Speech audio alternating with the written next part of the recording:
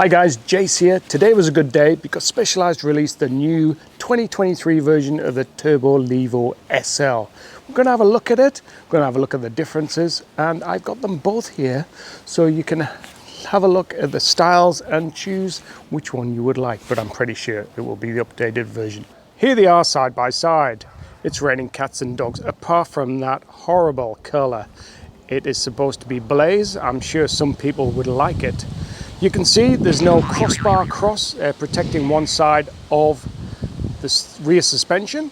I do like it better, the cleaner look on the left. It looks like a souped up Epic Evo basically. Now the other differences are it's a lot slightly slacker at this angle. You can change it. There are a few configurations. You just have to change the headset round. Also, the suspension has been up slightly, so you've got more travel at the front from 160. At the back, it's still 150. You've got a big change on the 27.5 rear wheel there. So that's a different, we've actually got a mullet. I've never ridden a mullet before, so it'll be interesting when I ride it tomorrow to see what that is like. Obviously, everyone wants to know, what about the motor? Of course, the motor is a little bit more powerful of 50 Newton meters, and it pumps out 350 watt hours of power. So that will be better. You have got the new Mastermind. So that is a great change. It is a pity you can't get them externally or aftermarket, because you definitely have one on the Levo SL there. The bike on the right, the older version, which is 2 years old now, the Turbo Levo Expert. And this one on the left is the entry Turbo Levo Comp. Now, the spec difference is not that much. It's pretty much the same. You've got a slightly better shock on the Expert, a little bit better group set at XO1. But apart from that, this one is probably a bargain compared to the Expert, and this is probably the one I would choose because you can always upgrade the drivetrain. I would definitely change the color though. So it's a wet bike and it's got my pedals on, and it comes to, see if you can see that, 19.11 kilograms. So probably under 19 kilograms without the pedals, and maybe around about 19 kilograms when it's not wet. What do we got? 18.99 for this. It's got the flat pedals on. It's got a massive funky seat.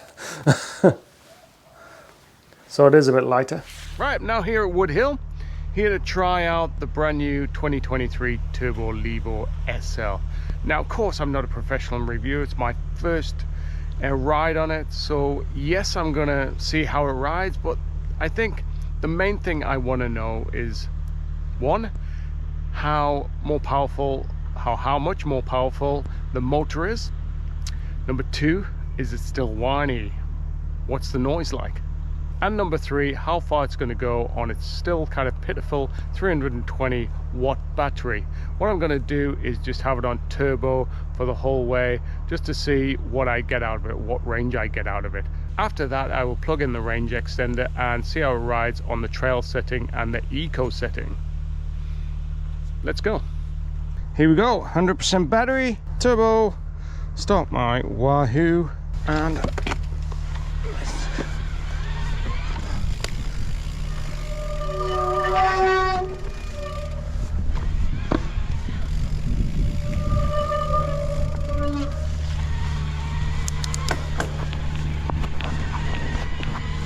now my immediate impressions are, yes, that it is more powerful, and also it is a lot quieter.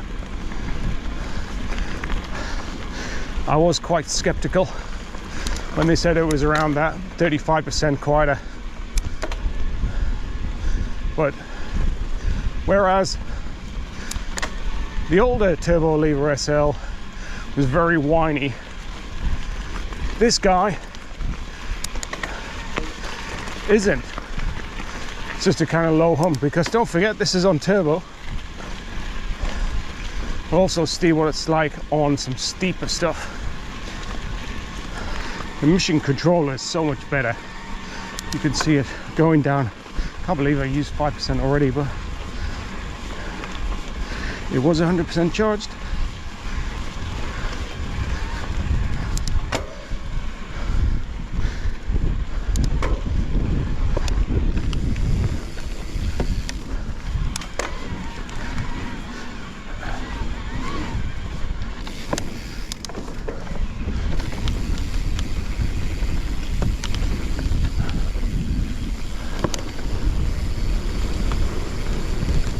You can still hear it, can't you, the battery on the steeper stuff. It's not offensive though, like it used to be. And as I say, this is turbo,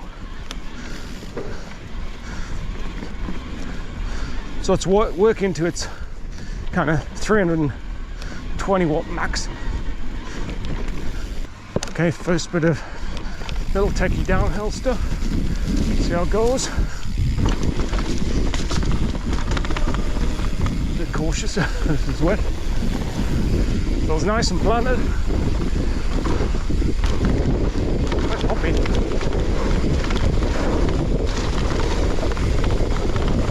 Whew. Get a bit of dirt there. Glasses. See how this little jump feels. Wow! That was pretty good. Put some air on that. Okay. 75%, 6.1k done. I am about 77 kilos. With everything I've got on, it's probably, you're looking at 80s. Bikes, low 80s, they're the bikes. 19 kilograms, or kilograms as you saw. Quick comparison of the noise on the settings. This is turbo, trail, eco, eco, I was off.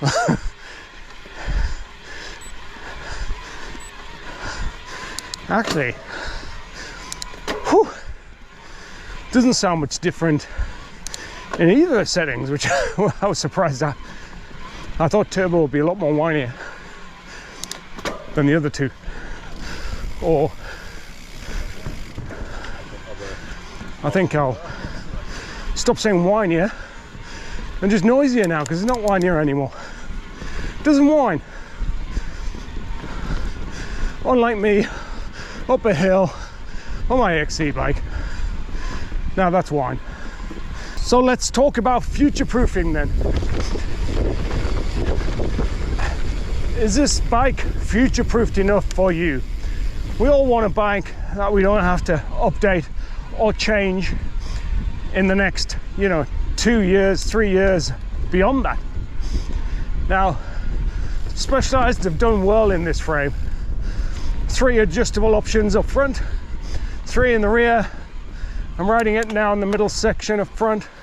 It's 64.7 degree head angle, which is pretty good for a trail bike. You can get down to 63.5 though. So the frame is great. You can change that to 29 as well from a mullet as it is now. So that's awesome. How about the power of the motor? Well, yeah, it's enough, I think. If you're talking about mid kind of strength bikes, and a full power is 85 in that 85, 90 Newton meters. This is 50, so it's pretty good.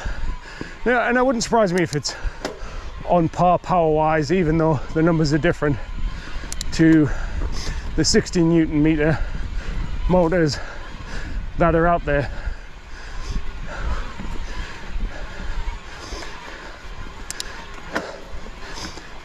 Now it is quieter, so that's another tick, so that's great. It's kind of future proofed. Probably not going to get much quieter. So let's talk about the battery then. The battery hasn't changed. It may be one downside, but the weight isn't much more. If you would up the battery, the weight would go up. So it's a sweet spot. I would like it, like the transition, for example, relay.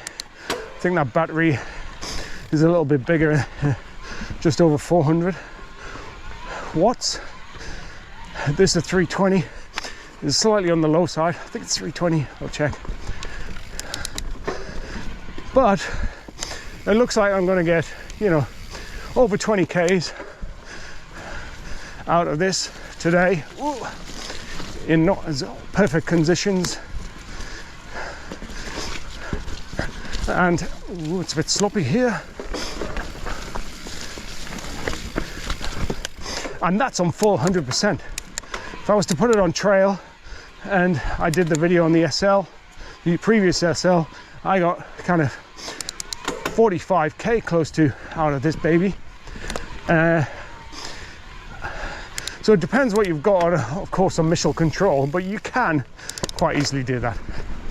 But if you're a full power guy, 20 odd kilometers, you'll have to have the range extender, which will give you another 50%.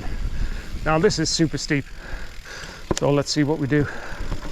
Sketchy, and it's gone sketchy. Off the brakes. Piece of cake. This is rough as hell as well, so it's going over there really nicely. So yeah, the range is pretty good. You've got that extender too. So yes, the battery is smaller compared to the competition, but it depends on how much you want out of it, how much effort you want to do. If you're always on full power, then maybe get a fatter bike. But if you like the lightweight, yeah, this might be the one for you. Stick the range extender on if you need to go for slightly longer rides.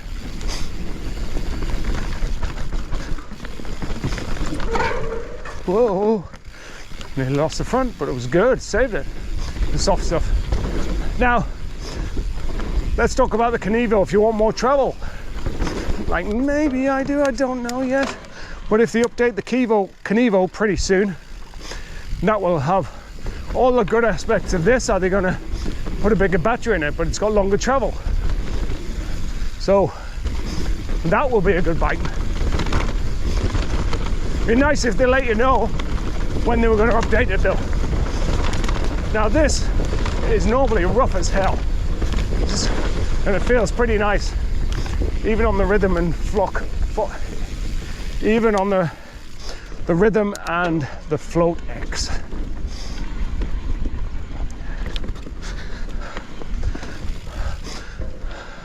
So future proofing, I'll let you decide,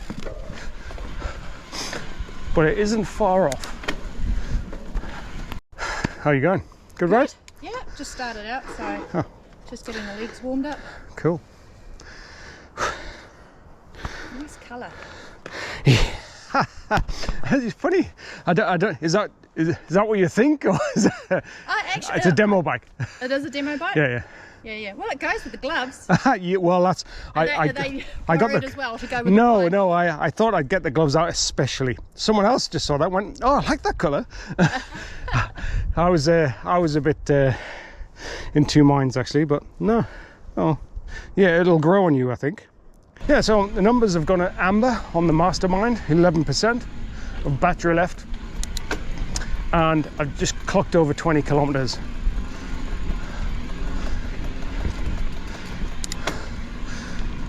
So right on track for about 22. Gone into the red, 9% battery left. I haven't found a discernible difference with the amount it's helping me yet. Maybe I have, maybe it's dipped a little bit, but it's hard to tell. Well, that's it. Interestingly, it still says it's got 3% of battery left, but it cut out and I didn't get anything from it. Let's have a look at the stats. Now, mission control is got porkies here because they aren't the stats. So it might be calibrated wrong. I'll have a look at my Wahoo and on the app. Let's have a look at it on the Wahoo Element app. So I can see here I've done, what's it, about 22.3 kilometers, just over 700 meters of climbing elevation, and just under 2 hours at 1 hour 58. So that's pretty good going, and it's what I estimated, and probably about the same as the previous Levo SL. Okay then, I think it's time to put the range extender on and ride home. 50% of battery, riding out in trail mode. Maybe just me, but I think once the battery is wearing down a little bit, the noise of the motor gets higher. There we have it. I've gone full circle. So what did we want to know? Firstly, the motor. Yes, it is more powerful. Nice one. Secondly, how quiet is it? it's quieter. It's not a whiny anymore. I would call it a whir. It's still there, but it is a lot less than the previous model, and it's not annoying. It's just in the background. You get used to it quite easily. Third thing, the range. Well, I did 23 and about 23.5 kilometers, 700 meters of climbing, about an hour and 35 of riding on wall-full battery at 100%. Now I've just done 5k with 13% at 50%, so on trail mode. So that would make it about 40 odd k in trail mode. So that's pretty good going. And you have got the extender if you need it. Lastly, how does it ride? Well, I'm no expert, but I do like the Geo. I actually quite like the mullet. It's really nice around corners. I think the suspension's a little bit harsher than my current Turbo Levo, but I think because it's a better model suspension, and also I haven't really set this up for myself. So what I would do is go and try one. They have got stock now. You can get demo models you couldn't used to because of the pandemic, but it looks like the stock is back. So now we'll have demo bikes, thank goodness. Well, thanks for watching. Give me a thumbs up if you like the content, and don't forget to subscribe. If you've got any questions about the bike, drop them below and I will try to answer them. See you out there on the trails.